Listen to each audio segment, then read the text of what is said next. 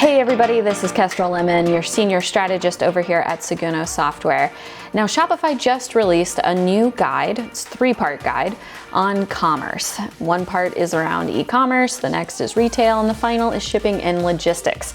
This is a hefty guide. It's got a lot of information in it, and I've read it several times so that I could break it down for you and bring you some of my hottest takes from the guide and what you need to be paying attention to now. So let's go ahead and get started. Up first, the future of e-commerce. So acquisition costs are on the rise, and you've probably seen this and know it to be true because your ads might be getting more expensive. Across the board, we're seeing about a 15% increase in ad spend. And the real kick in the pants is that the targeting is just not working.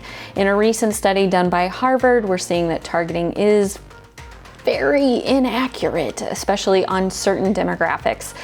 So it is becoming a less and less reliable channel. With this being said, the e-commerce sector in itself is growing, doing quite well, but it's also becoming more and more competitive because it's doing well. So more and more people want to get in on e-commerce.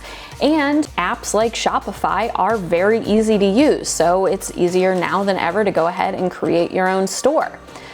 One of the first things you can do to battle some of these big problems that we're seeing on the horizon is, of course, focusing on your retention strategies. That means utilizing your first-party data. So if you collect somebody's email address because they subscribed or they said they wanted to get your emails through the purchase process, then you can retarget them with email marketing. This is a great way to be able to act on the fact that somebody just purchased from you or said that they want to understand you and your brand a little bit more by getting your emails. I can think of right off the bat, it means that you want to make sure your welcome messages and your abandoned checkout automations are ready to go. Up next, one of the big things that Shopify advised that you take another look at is your brand building. It becomes more and more important in a competitive environment that you have a brand that stands out, that stands for something, that has a unique sales proposition, that you know who your audience is, you know that niche, and that you speak to them. This can be tough, and sometimes it's hard to justify because it's tough to measure. But ultimately, what you really need to know is brand building is the secret sauce that helps everything move smoother. Now, Shopify did release a really great blog post on USPs, unique sales propositions, and I'll link it below because I think it's something you should take a look at.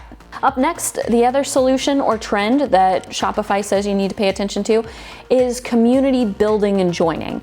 If your niche, remember going back to that branding thing, if your niche hangs out in a specific place, you also want to hang out in that specific place, right?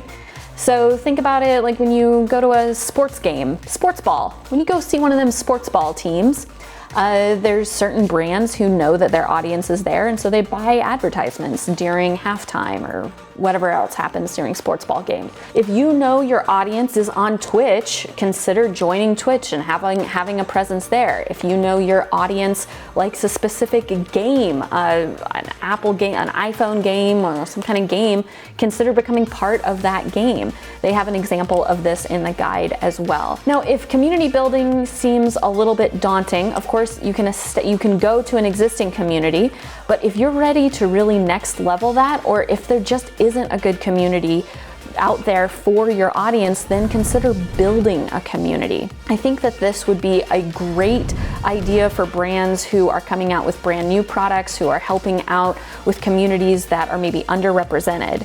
And it could be something that you could get your customer service team involved in too.